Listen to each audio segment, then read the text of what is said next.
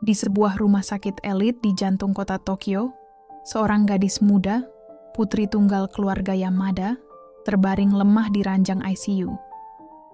Bunyi monitor jantungnya melambat, nadinya menurun, dan wajahnya pucat bagaikan bunga musim semi yang hampir layu sebelum sempat mekar. Para dokter telah berusaha sekuat tenaga, namun akhirnya mereka hanya bisa menundukkan kepala. Tangan mereka terangkat pasrah. Tangis keluarga pecah. Harapan seolah lenyap dari ruangan itu. Namun tiba-tiba terdengar langkah kaki yang asing. Bukan langkah dokter, bukan pula profesor medis ternama. Semua menoleh. Di ambang pintu berdiri seorang TKI pria sederhana. Berpakaian bersih tapi jelas bukan staf rumah sakit. Tatapannya tajam, penuh keyakinan. Seakan berkata tanpa suara, "Aku bisa menolongnya. Ruangan itu seketika membeku. Bagaimana mungkin orang ini bisa menembus penjagaan ketat ruang ICU yang hanya boleh dimasuki dokter dan keluarga inti? Namun, ada sesuatu yang berbeda darinya. Sorot matanya. Ada ketenangan, ada keyakinan, ada sinar misterius yang membuat semua orang terdiam. Dalam tatapan itu seolah tersimpan sebuah janji, aku bisa menyelamatkannya. Dan siapa sangka ia hanyalah seorang TKI sederhana dari sebuah desa kecil di Indonesia. Sosok yang datang membawa pertolongan tak terduga, yang kelak akan mengubah segalanya. Tokyo. Kota dengan sejuta cahaya dan 1000 rahasia di baliknya. Di tengah hiruk-pikuk kota itu, hidup seorang pria sederhana bernama Dimas, asal Jawa Tengah. Ia datang ke Jepang bukan untuk kuliah, bukan pula bekerja di perusahaan besar, tapi sebagai TKI di pabrik kecil pinggiran Tokyo. Setiap hari, suara mesin menjadi musik hidupnya. Tangannya kerap berlumur oli, bajunya tak pernah benar-benar bersih, tapi Dimas tetap bekerja dengan ketulusan yang sama, tanpa keluhan, tanpa pamrih. Di kamar kos sempitnya yang hanya muat untuk kasur tipis dan meja kecil, ia sering duduk termenung di malam hari. Tatapannya kosong menembus langit-langit, pikirannya melayang pada nasib dan doa yang belum juga terjawab. Hidupnya keras, tapi hatinya tetap lembut. Ia percaya, selama masih bernapas, harapan tak boleh padam. Namun jauh di sisi lain kota, di jantung Tokyo yang gemerlap, berdiri kerajaan bisnis keluarga Yamada. Hiroshi Yamada, sang kepala keluarga, dikenal dingin dan disiplin. Ia memimpin perusahaan besar dengan tangan besi dan otak setajam pisau. Dalam hidupnya, uang bisa membeli segalanya, kecuali waktu. Tapi pandangannya itu hancur saat putrinya, Emi Yamada, jatuh koma. Istrinya, Yoshiko, wanita anggun dan lembut, selama ini hidup di bawah bayang-bayang suaminya. Ia jarang bersuara, namun kali ini hatinya benar-benar hancur. Emi, satu-satunya anak mereka, baru berusia 20-an. Cerdas, cantik, penuh semangat. Hidupnya dulu seperti matahari pagi, cerah dan hangat. Tapi kini, ia hanya terbaring diam di ranjang rumah sakit. Hidupnya bergantung pada mesin dan selang. Rumah sakit tempat Emi dirawat adalah yang terbaik di Jepang. Lantai-lantainya berkilau, lorongnya bersih, lampu neon putih membelah setiap sudut dengan cahaya steril. Tapi di balik semua kemewahan itu, tersimpan kesedihan yang tak bisa diobati sains. Tokyo di luar sana tetap hidup. Kereta Shinkansen melaju, lampu-lampu Shibuya berkelip indah. Namun di ruang ICU itu, waktu seakan berhenti. Yoshiko menggenggam tangan dingin putrinya, menahan air mata. Hiroshi berdiri kaku, menatap monitor jantung tanpa suara. Dalam hatinya, campur aduk antara takut, marah, dan putus asa. Lalu, takdir mulai bermain. Seorang TKI dari desa kecil di Indonesia, tanpa kekayaan, tanpa gelar, akan bersinggungan dengan keluarga kaya Jepang ini dalam cara yang tak pernah mereka bayangkan. Hari itu, Dimas datang ke rumah sakit bukan untuk urusan besar. Ia hanya ingin menjenguk rekan kerja yang cedera di pabrik. Tapi setelah keluar dari ruang perawatan, langkahnya terhenti di lorong sepi lantai ICU. Di sana, ia melihat seorang wanita berlutut di lantai dingin. Bahunya berguncang, suaranya tertahan oleh tangis. Itu adalah Yoshiko Yamada. Dimas tak tahu siapa dia. Ia ragu harus mendekat atau pergi, tapi hatinya tak tega. Ia berjalan perlahan, lalu dengan suara lembut berkata, "Maaf Ibu, apakah Anda baik-baik saja?" Yoshiko menoleh, mata sembab, wajahnya pucat. Dengan suara bergetar, ia menjawab, "Dokter bilang, tak ada harapan lagi untuk anak saya." Kata-kata itu menancap di dada Dimas. Ia teringat masa lalu, saat ibunya hampir meninggal, tapi selamat karena doa. Dengan napas dalam, Dimas memberanikan diri berkata pelan, "Bolehkan saya melihat anak ibu? Hanya sebentar saja." Yoshiko memandangnya, ragu. Tapi di balik kesederhanaan pria itu, ia merasakan ketulusan yang aneh, yang sulit dijelaskan. Ia lalu mengangguk pelan dan berdiri. Keduanya berjalan ke arah pintu ICU. Namun sebelum masuk, pengawal tinggi berseragam hitam menghadang. "Siapa dia? Dia bukan dokter, tak boleh masuk." Suasana menegang. Dimas terdiam. Tapi Yoshiko mengangkat tangan dan berkata dengan tegas, "Biarkan dia masuk." Pengawal menatap heran, namun tak berani membantah. Ia menyingkir, membiarkan Dimas melangkah masuk. Ketika pintu ICU terbuka, suasana di dalam langsung berubah hening. Semua mata tertuju pada pria asing berpakaian sederhana itu. Hiroshi Yamada, yang berdiri di samping ranjang putrinya, menatap tajam dengan wajah dingin. Dengan suara tegas ia berkata, "Siapa kau? Apa urusanmu di sini? Ini bukan tempat orang asing." Dimas berdiri kaku di tengah ruangan yang sunyi. Tenggorokannya kering, tapi ia berusaha tetap tenang. Dengan suara pelan ia berkata, "Saya hanya ingin melihat kondisi putri Anda." Beberapa kerabat keluarga Yamada mulai berbisik. Wajah-wajah mereka menunjukkan ketidaksetujuan. Hiroshi Yamada melangkah maju, matanya tajam, suaranya dingin. "Berani sekali kau bicara begitu. Apa yang bisa kau lakukan? Bahkan dokter terbaik pun sudah menyerah." Suasana semakin menegang. Dimas menunduk, tak tahu harus berkata apa. Tapi sebelum keadaan semakin panas, pintu ruangan kembali terbuka. Yoshiko masuk dengan mata sembab. Wajahnya basah oleh air mata, namun suaranya tegas menusuk hati semua orang. "Biarkan dia. Aku yang memintanya masuk. Tolong, beri kesempatan, meski hanya sebentar." Semua orang terdiam. Tatapan beralih pada Dimas, seorang TKI sederhana yang kini berdiri di tengah keluarga konglomerat Jepang. Di depan mereka, terbaring Emi Yamada, gadis yang tinggal menunggu ajal. Hiroshi terdiam sesaat, lalu tanpa sepatah kata pun, ia keluar dari ruangan itu, mencoba menenangkan pikirannya yang kacau. Dimas menatap sosok rapuh di ranjang itu. Emi tampak lemah, tapi wajahnya masih menyimpan bekas kecantikan yang dulu bersinar. Suara mesin medis berdetak pelan, seolah menghitung detik menuju akhir. Ada sesuatu dalam diri Dimas yang bergetar hebat. Iba, kasihan, dan entah kenapa, seolah hatinya memanggil untuk melakukan sesuatu. Dengan suara bergetar, ia berkata pelan, "Ibu, saya pernah melihat seseorang yang divonis tak punya harapan. Tapi ternyata, harapan itu masih ada. Kadang datang bukan dari dokter, tapi dari doa dan alam." Yoshiko memandangnya bingung. "Apa maksudmu?" tanyanya dengan mata merah dan suara ragu. Dimas menghela napas. Ia lalu bercerita tentang masa lalunya, saat ibunya hampir kehilangan nyawa di kampung. Bagaimana ia menolongnya dengan air dari mata air keramat dan doa yang tak pernah berhenti. Ceritanya sederhana, tanpa dilebih-lebihkan, namun ketulusannya membuat hati Yoshiko bergetar. Bagaimana mungkin kisah dari desa kecil di Indonesia bisa dibandingkan dengan rumah sakit terbesar di Tokyo? Namun ketika ia menatap wajah pucat putrinya, logika itu runtuh. Ia menggenggam tangan Dimas dan berbisik lirih, "Jika memang ada harapan, lakukanlah, tolong anak saya." Dimas mengangguk pelan. Malam itu juga, ia memutuskan pergi.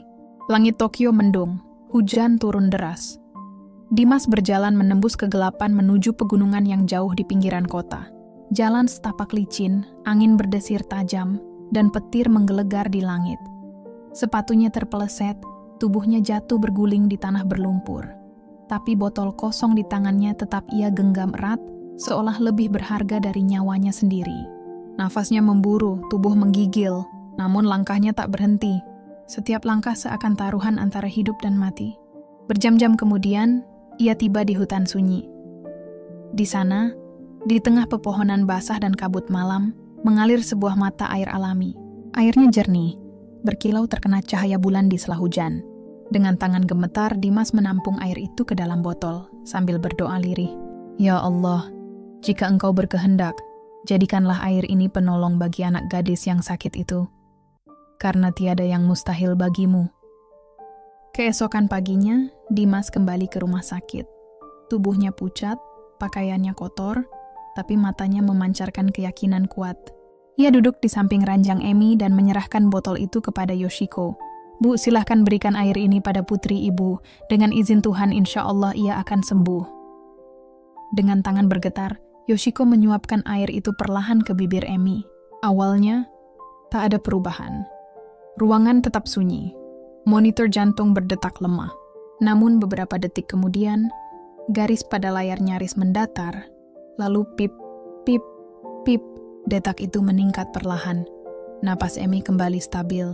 Kulitnya yang semula dingin, perlahan menghangat. Yoshiko menutup mulutnya. Air mata jatuh tanpa bisa ditahan. Tidak mungkin, ini benar-benar terjadi. Malam itu, untuk pertama kalinya setelah berminggu-minggu, Emi mampu menelan cairan tanpa tersedak. Bahkan senyum samar muncul di bibir pucatnya. Keesokan harinya para dokter kebingungan. Secara medis ini sulit dijelaskan, gumam salah satu dari mereka. Hasil laboratorium menunjukkan perbaikan 70%. Padahal sehari sebelumnya mereka sudah menyerah. Yoshiko yakin sebuah mukjizat sedang terjadi. Namun kebahagiaan itu tak bertahan lama. Saat Hiroshi pulang dari perjalanan bisnis, ia langsung menatap Dimas dengan pandangan tajam. Cukup, aku tidak mau keluarga ini dipermainkan oleh dongeng kampung. Yoshiko berdiri, melindungi Dimas dengan keberanian yang tak pernah ia tunjukkan sebelumnya. Aku melihatnya sendiri, Hiroshi. Putriku hidup kembali, karena air dan doa dari anak muda ini. Keesokan harinya, Emi sudah diperbolehkan pulang, meski masih lemah. Sejak saat itu, Yoshiko semakin percaya pada ketulusan Dimas. Diam-diam, ia memintanya tetap datang, menemani dan menjaga Emi selama masa pemulihan. Dimas menerima dengan tulus. Hari demi hari, ia merawat Emi dengan sabar. Kadang ia bercerita tentang kampung halamannya, tentang sawah, hujan, dan mata air keramat yang menyejukkan hati. Cerita-cerita sederhana itu membuat Emi tersenyum di sela kelemahannya. Dan dari senyum itu, tumbuhlah benih rasa yang tak bisa dijelaskan.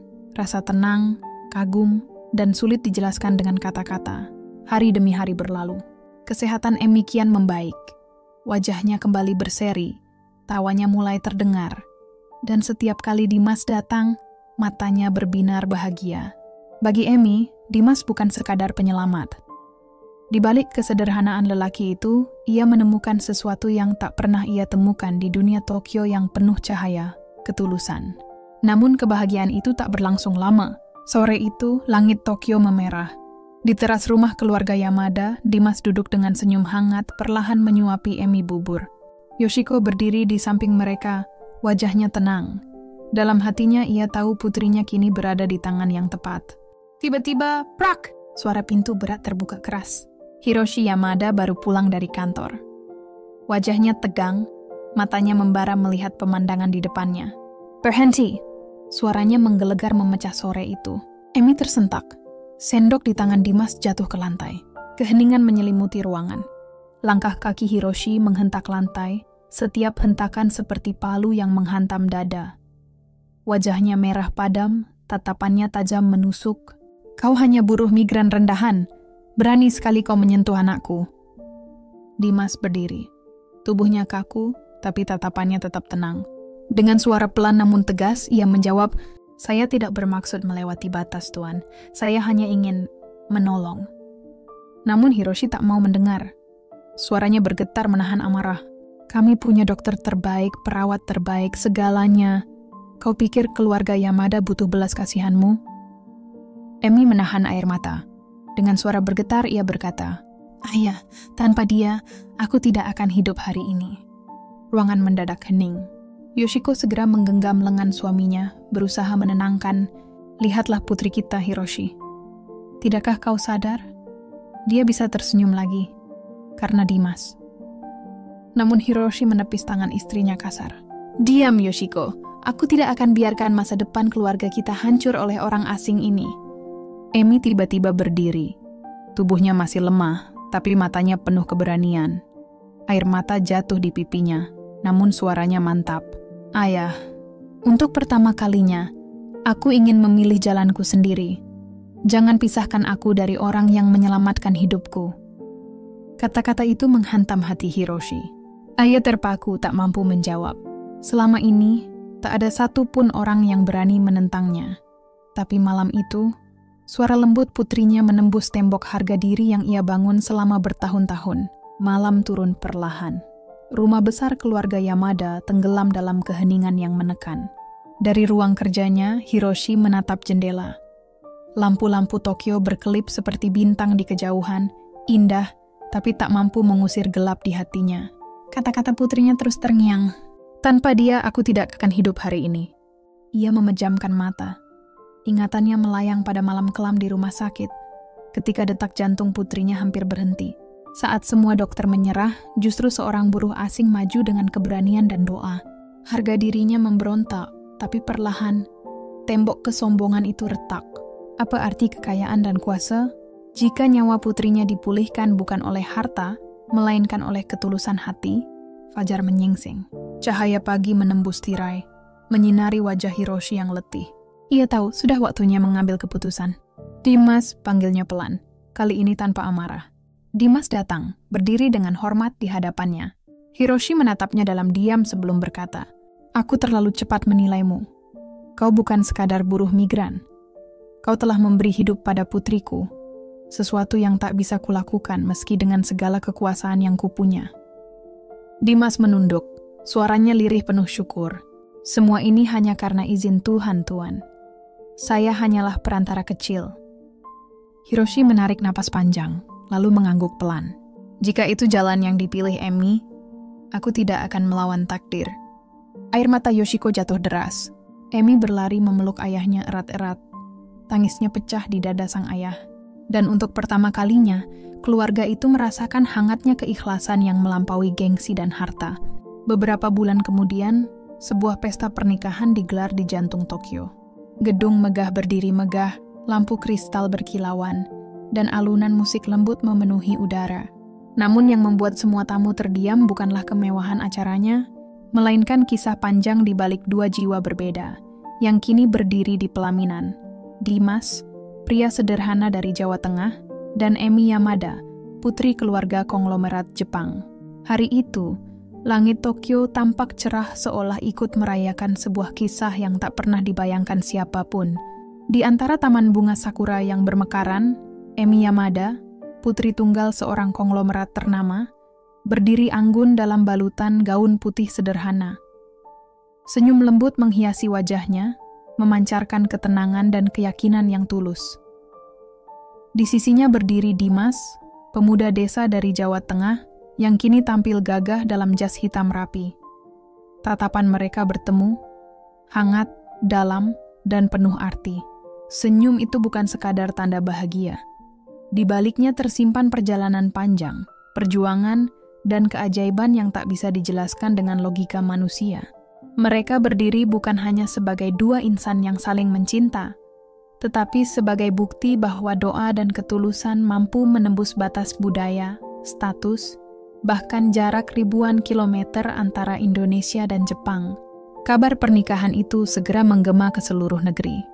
Media Jepang menuliskan tajuk besar di halaman depan, "Putri konglomerat menikah dengan TKI Indonesia." Sebagian orang menyebutnya kisah mustahil, cerita dongeng di dunia nyata. Namun jauh lebih banyak yang percaya bahwa inilah bukti hidup, bahwa cinta sejati memang mampu menembus logika dan gengsi manusia. Di barisan depan, Hiroshi Yamada, ayah Emi yang dulu keras menolak hubungan mereka, kini menatap penuh bangga. Ia menepuk bahu Dimas dengan tangan yang bergetar, bukan karena ragu, tapi karena haru. Lelaki yang dulu menilai segalanya dengan harta dan status kini belajar bahwa ada hal yang jauh lebih berharga, ketulusan hati. Di sampingnya, Yoshiko tak kuasa menahan tangis. Air matanya jatuh deras. Air mata yang dulu lahir dari kecemasan kini berubah menjadi bahagia dan syukur yang tak terlukiskan. Di tengah sorak dan tepuk tangan, Dimas menatap Emi penuh kelembutan. Ia tahu, perjalanan mereka bukanlah kisah mudah. Tapi dari desa kecil di Indonesia hingga gemerlap Tokyo, mereka telah membuktikan satu hal, bahwa batas hanyalah ilusi yang dibuat manusia. Kadang, keajaiban datang bukan dari harta, jabatan, atau kekuasaan, melainkan dari hati yang tulus dan keyakinan yang tidak goyah. Dan pada hari itu, di hadapan dunia, cinta membuktikan dirinya sekali lagi. Ia datang tanpa diminta, tumbuh tanpa paksaan, dan menemukan jalannya, bahkan di tempat yang paling tak terduga. Terima kasih kamu sudah menyimak cerita ini. Jangan lupa untuk like video ini, subscribe channel kami, agar tidak ketinggalan cerita menarik lainnya. Sampai jumpa di cerita berikutnya.